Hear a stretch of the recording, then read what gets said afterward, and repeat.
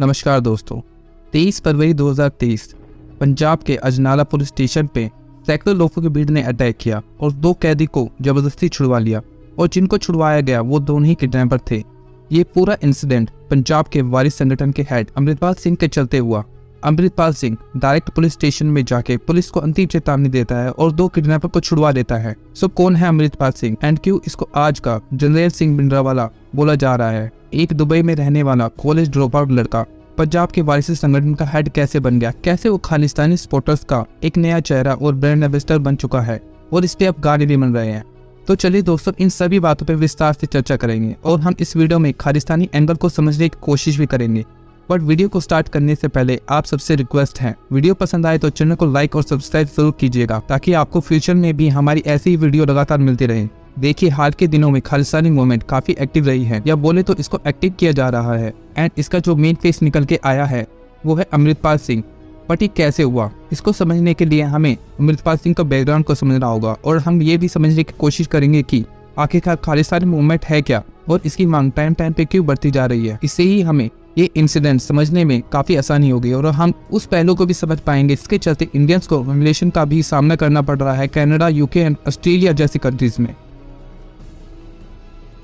दोस्तों, खालिस्तान का एक्चुअली मतलब होता है प्योर लैंड, मतलब शुद्ध भूमि। ये कॉन्सेप्ट महाराजा रंजीत सिंह के एरा में स्टार्ट हुआ था क्योंकि वो सभी धर्मों को साथ लेके चलते थे और उनका मानना था कि सभी को एक दूसरे का साथ देना चाहिए। इसलिए ही उन्होंने अलग अलग जाति धर्मों जैसे हिंदू, मुस्लिम, सिख, ईसाई के लोगों को अपना लीडर, अपना मंत्री, अपने सेना तक में शामिल किया, जिससे लोगों में भेदभाव ना हो और लोग अच्छे से रह सके और एक दूसरे का साथ दे सके।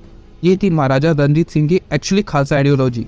बट टाइम चेंज हुआ, लोग चेंज हुए, इसी तरह से इस मूवमेंट का मीनिंग भी चेंज हो गया। एक टाइम पे ये भी जैसे आर्टिकल 370 था JNK में, ये भी वैसे ही पंजाब के लिए भी अलग आर्टिकल चाहते थे। और अगर हम पिछले कुछ सालों की बात करें तो ये आइडियोलॉजी चेंज होकर सिखों के एक अलग कंट्री होनी चाहिए में चेंज हो चुकी है और अब इसको ही मार्केट भी किया जा रहा है। अमृतपाल सिंह दुबई में रहने वाला कॉलेज ड्रॉप आउट लड़का, साल 2020 तक वो अपने पिताजी का ही बिजनेस हैंडल कर रहा था।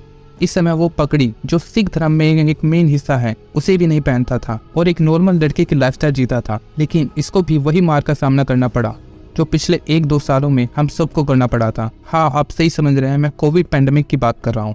कोविड पैंडेमिक के चलते ये बेरोजगार हो गया था क्योंकि इसका बिजनेस भी ठप पड़ चुका था। यही वो टाइम था जब अमृतपाल सिंह ने सोशल मीडिया का ज्यादा एक्टिव रहना स्टार्ट कर दिया और अपनी पोस्ट में इंडियन गवर्नमेंट से सिख राइट्स, खालिस्तान की डिमांड करने लगा।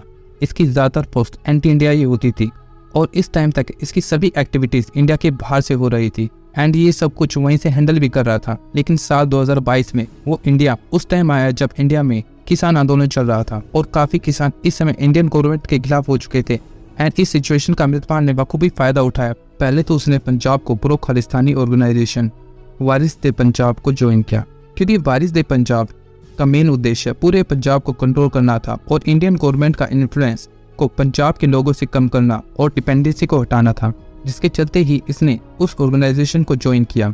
और जैसे जैसे टाइम बीता, अमृतपाल सिंह की पॉपुलैरिटी इस ऑर्गेनाइजेशन में बढ़ने लगी और जल्द ही उसकी दोस्ती गहरी होती चली गई दीप सिद्धू के साथ, जो उनका चीफ था। अगर आप नहीं जानते तो मैं आपको बता दूं, दीप सिद्धू वही इंसान है जिसने रेड फोर्ट पे किसान आंदोलन के चलते इंडियन तिरंगे को हटाकर वहां खालिस्तानी झंडा लगाया था। बट जल्द ही साल 2022 में इसकी एक रोड एक्सीडेंट में मौत हो गई।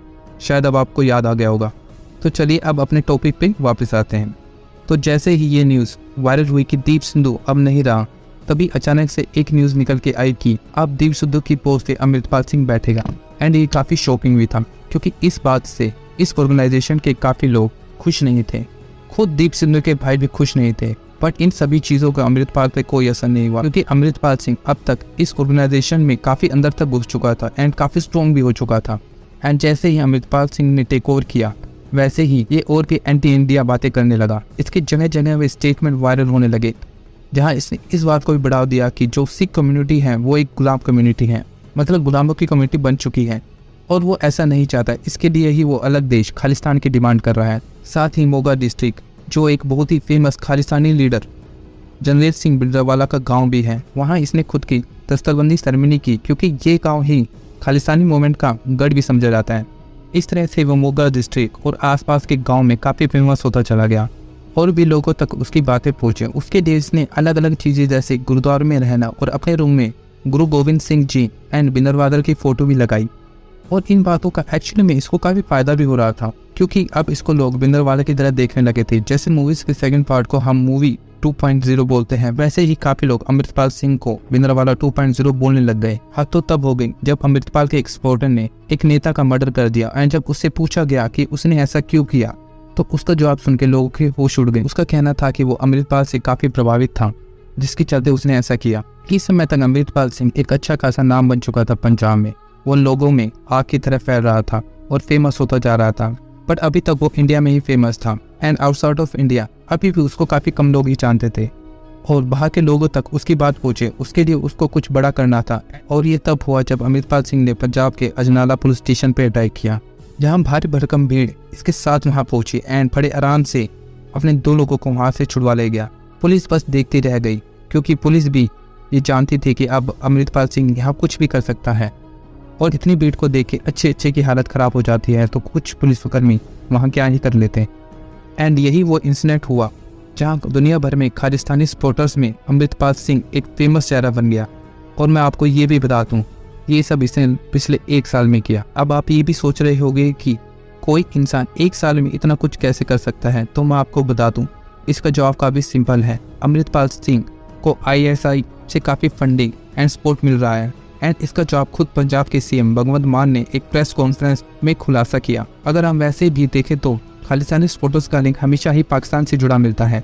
हम हाल ही के कुछ न्यूज़ उठा के भी देखें तो एंटी इंडिया एक्टिविस्ट बाहर के देशों में काफ़ी होने लगी हैं, चाहे कनाडा हो, ऑस्ट्रेलिया या UK। कुछ ना कुछ हमें खालिस्तानी सपोर्टर्स की अपडेट मिल ही जाती है। रिसेंटली UK में भी इंडियन फ्लैग को नीचे गिराने की कोशिश भी खालिस्तानी सपोर्टर्स के द्वारा ही की गई थी। एंड NIA का ये भी कहना है कि ये सभी एक्टिविटीज़ के पीछे पाकिस्तान का ये हाथ है और इसको फंडिंग काफ़ी अदर्स कंट्री से भी हो रही है। इन्हीं फंडिंग के चलते ही सिख और जस्टिस ग्रुप ने ये भी ऐलान कर दिया कि जो भी खालिस्तानी झंडा रेड फोर्ट पे लहराएगा उसको इनाम के तौर पे 1.80 करोड़ का इनाम भी दिया जाएगा। और इसी तरह की UK से फंडिंग के चार्जेस पे हाल ही में गुरिंदर पाल सिंह, जो अमृतपाल का सोशल मीडिया हैंडल करता है, उन्हें पुलिस ने अरेस्ट किया है। तो आई होप आपको खालिस्तान और अमृतपाल सिंह की कहानी पूरी समझ में आ गई होगी। बट रुकिए, इन सब बातों में हम एक चीज़ को तो भूल ही गए, पंजाब और उसमें रहने वाले आम लोग। तो ये जो मोमेंट चल रही है, ये पूरे पंजाब की सोच नहीं है, ये बस चंद लोग हैं जो ये एक्टिविटीज़ कर रहे हैं। बट ना पंजाब और सिख कम्युनिटी खराब हो रहा है, और इसमें बहुत बड़ा हाथ हमारी मीडिया और उन लोगों का है जो इसको बढ़ावा देते जा रहे हैं। हाल ही के दिनों में आपने हर मीडिया चैनल पे अमृतपाल सिंह और खालिस्तानी मूवमेंट के बारे में बार बार देखने को मिलेगा, जिसको देख के लगता है ये पूरी मूवमेंट पंजाब और पंजाब के लोग चला रहे हैं। बट ऐसा नहीं है। आप अगर पंजाब की आम जनता से पूछे तो वो इसका सपोर्ट बिल्कुल भी नहीं करते। वो आज भी हमेशा ही इंडिया से ही जुड़े रहना चाहते हैं। इस चीज़ का बेस्ट एग्जाम्पल हमें तब भी देखने को मिला जब काफ़ी सिखों ने UK की एम्बेसी जो दिल्ली में है उसके बाहर जाके प्रोटेस्ट किया, क्योंकि UK में खालिस्तानी सपोर्टर्स के द्वारा इंडियन फ्लैग को हानि पहुंचाने की कोशिश की गई थी। चाहे इस इंसिडेंट के बाद हमारी गवर्नमेंट ने UK की प्रोटेक्शन हटा दी हो जो दिल्ली में है, पर अब UK में इंडियन एम्बेसी को काफ़ी अच्छे से प्रोटेक्ट किया जा रहा है। और मैं आपको ये भी बता दूं, इंडियन आर्मी का 8% हिस्सा आज भी सिख कम्युनिटी को ही बिलोंग करता है, जबकि इंडिया की जनसंख्या से तुलना करें तो वो बस 2% ही है। इनफैक्ट कोई भी डिजास्टर, अर्थक्वेक या कोई भी दिक्कत अगर इंडिया में हो तो चाहे आपको कोई दिखे या ना दिखे, बट आपको वहाँ सिख कम्युनिटी ज़रूर देखने को मिलती है।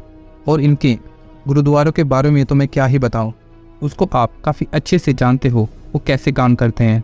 दोस्तों, अगर मैं और भी डिटेल में गया सिख कम्युनिटी और उसके डेडिकेशन की इंडिया के लिए, तो ये वीडियो बहुत ही ज़्यादा लंबी हो जाएगी। तो आज के लिए बस इतना ही। वीडियो पसंद आई हो तो चैनल को लाइक और सब्सक्राइब करना मत भूलिएगा। हम मिलेंगे नेक्स्ट वीडियो में, तब तक के लिए जय।